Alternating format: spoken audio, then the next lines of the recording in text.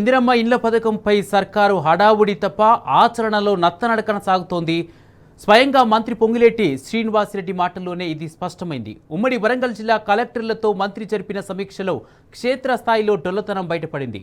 Incharge మంత్రిగా తాను సంతకం చేసిన తర్వాత కూడా మంజూరు పత్రాలు ఇవ్వకుండా ఎందుకు ఆలస్యం చేస్తున్నారని పొంగులేటి మండిపడ్డారు. వచ్చే నెల 6వ తేదీ కల్లా లబ్ధిదారులందరికీ మంజూరు పత్రాలు ఇవ్వాలని డెడ్లైన్ పెట్టారు.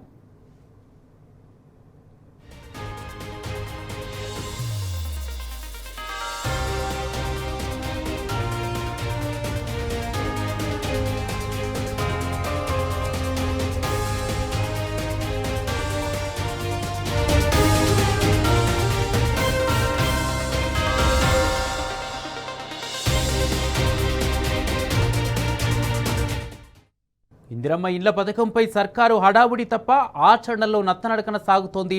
స్వయంగా మంత్రి పొంగులేటి శ్రీనివాసరెడ్డి మాటల్లోనే ఇది స్పష్టమైంది. ఉమ్మడి వరంగల్ జిల్లా కలెక్టర్లతో మంత్రి జరిపిన సమీక్షలో క్షేత్రస్థాయిలో డొల్లతనం బయటపడింది. ఈ అంశానికి సంబంధించి పూర్తి అప్డేట్స్ మా ప్రతినిధి రవికాంత్ అందిస్తారు. రవికాంత్,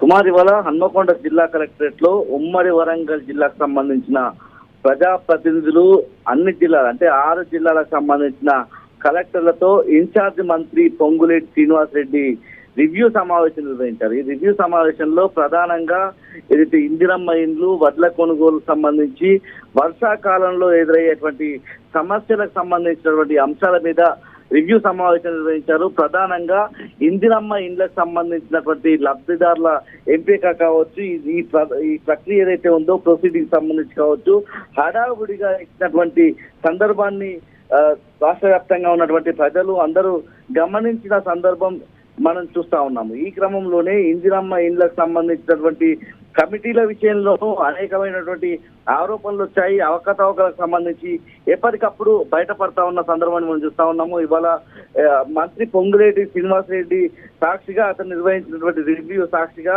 ఇందిరమ్మ ఇండ్లకు సంబంధించినటువంటి దొల్లతనము స్పష్టంగా కనిపిస్తా ఉంది. ఆ ఎంపికలో పురోగతి లేదన్నటువంటి అంశాన్ని మంత్రి సాక్షిగా అధికారులు కూడా ఒప్పుకున్న సందర్భం మనకు కనిపిస్తా ఉంది. క్షేత్రస్థాయిలో ఇలాంటి పరిస్థితి ఉందని నాకు తెలియదు అన్నటువంటి అంశాన్ని హన్మకొండ జిల్లా కలెక్టర్ ప్రావీణ్య ఉన్నారు, అదేవిధంగా వరంగల్ జిల్లా కలెక్టర్ సత్యశారద కూడా వాళ్ళు క్షేత్రస్థాయిలో ఉన్నటువంటి సమస్యలను చెప్పే ప్రయత్నం చేస్తారు. ఎందుకంటే ప్రజలకు దగ్గరగా ఉండి పని చేయడంలో జిల్లా కలెక్టర్లు వాళ్ళు పనిచేస్తూ ఉంటారు. అయితే మండలాలకు సంబంధించినటువంటి అధికారులను సమన్వయపరుచుకుంటూ పనిచేసే పరిస్థితి ఉంటుంది. అంటే ఆ పథకానికి సంబంధించినటువంటి దొల్లతనం కావచ్చు, ప్రజల్లో ఉన్నటువంటి వ్యతిరేకత, ఆ పథకం ఎంపికలో జరుగుతున్నటువంటి అంశాలను వ్యక్తపరిచారు. ఆ వ్యక్తపరిచినటువంటి విషయాల పట్ల మంత్రి అసహనం వ్యక్తం చేసిన తీరు, ఇందిరమ్మ ఇండ్లకు సంబంధించిన లబ్ధిదారుల ఎంపికలో దొల్లతనము, అదేవిధంగా ఒక ప్రక్రియ అంతా కూడా ఒక పురోగతి లేదన్నటువంటి అంశం అయితే స్పష్టంగా కనిపిస్తా ఉంది. నేను అర్ధరాత్రి వరకు సంతకాలు పెట్టి ప్రొసీడింగ్స్ ఇస్తున్నా, మీరు ఎందుకు లబ్ధిదారులను ఎంపిక చేయడం లేదన్నటువంటి అంశం మంత్రి ద్వారా మనకు వినిపిస్తా ఉంది. ప్రధానంగా హన్మకొండ జిల్లా కలెక్టర్ ప్రావీణ్య చెప్పే ప్రకారం అంటే బిఎల్ లెవెల్, ప్లేస్మెంట్ లెవెల్ వరకు కనీసం 20% మంది లబ్ధిదారులకు కూడా ఇవ్వలేదు. అంటే ఏదైతే ఎంపిక చేసిన గ్రామాలకు సంబంధించి పైలట్ గా ఎంపిక చేసిన గ్రామాలకు లబ్ధిదారులకు కూడా న్యాయం జరగలేదన్నటువంటి అంశం ఒక జిల్లా కలెక్టర్ మంత్రికి చెప్పిన సందర్భంలో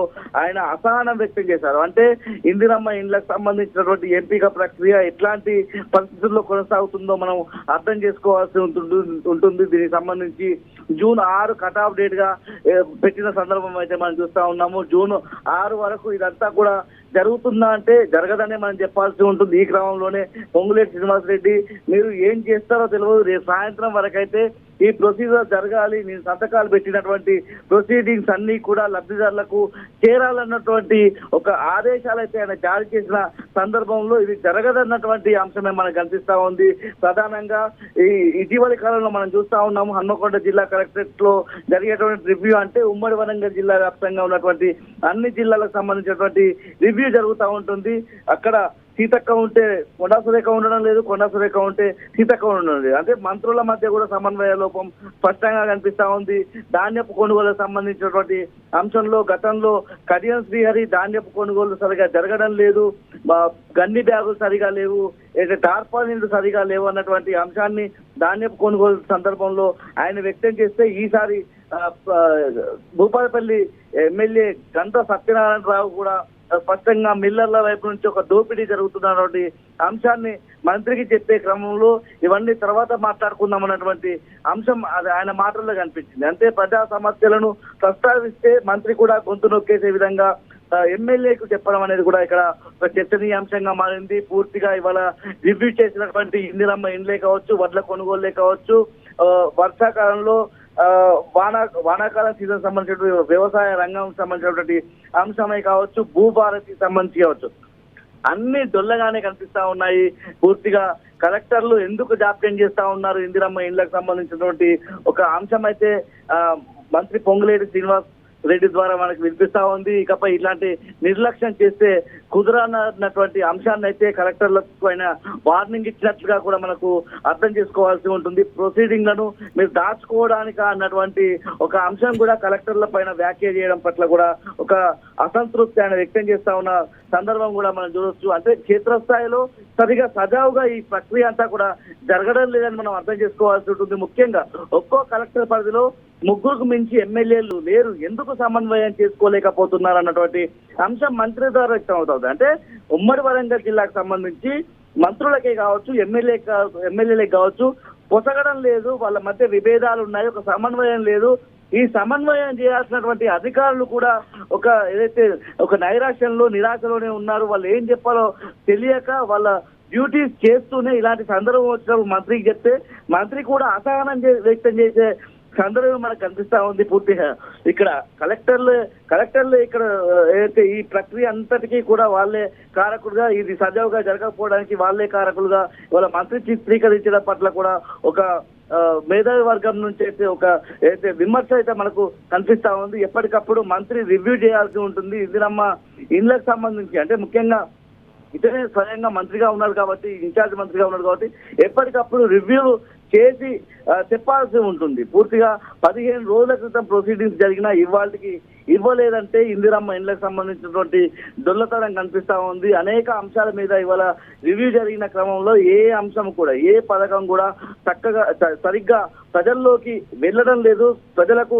మేలు చేసే విధంగా, లబ్ధి చేసే విధంగా, లబ్ధిదారుల ఎంపికకు సంబంధించి న్యాయంగా జరగడం లేదన్నటువంటి అంశాలు కూడా ఈ రివ్యూ ద్వారా స్పష్టమవుతా ఉన్నాయి. Right, thank you Ravikanth.